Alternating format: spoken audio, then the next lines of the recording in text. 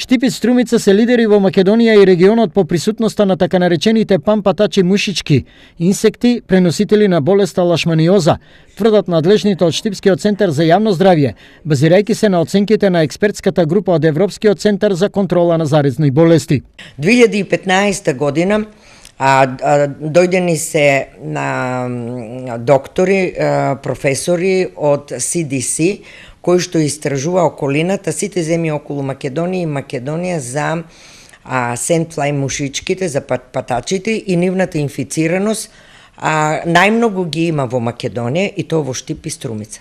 Значи, заразните папатачи се најмногу тука. Кала азар, дум треска или нам позната како лашманиоза, е тропска болест чии, како што велат епидемиолозите, своевиден трезор и носител на вирусот се кучињата скитници, а преносители се токму спомнатите пампатачи и мушички, што наликуваат на комарци.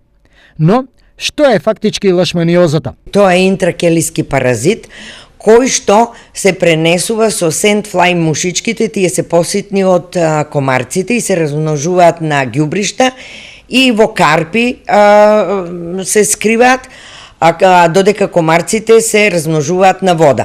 Значи, сендфлај мушичките, или речено народски папатачи, цицат крв од кучињата и со тоа пренесуваат и на луѓето. Значи, резервоар се кучињата, кои што се болни од леишманиоза, може да бидат и дивите животни, стаорците, глувците и некои други кои што имат леишманијата во себе. Потребно е големо внимание при лекувањето на заболените од оваа тропска болест. Симптомите и како се лечи се карактеристични.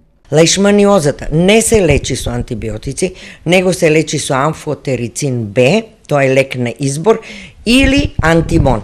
Тоа се 12 или повеќе инфузии кои што се дават, каде што интракелискиот паразит кој што влегол во клетката за да може да се разруши и за да може да се ослободи, да се излечи лицето. Симптомите, инкубацијата може да трае од 6 месеци до година дена.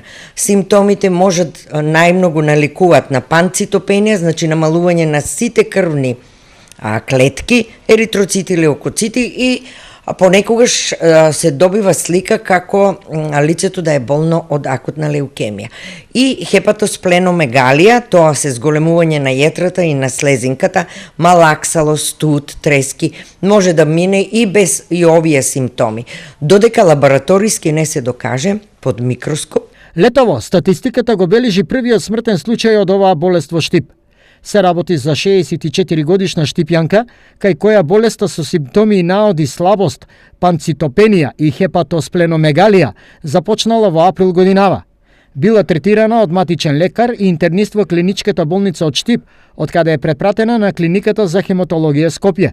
Диагностицирана е лашманиоза, пошто е префрлена на клиниката за инфективни болести и фербилни состојби во оделот за интензивна нега, каде за жал починала на 30 јули ова лето.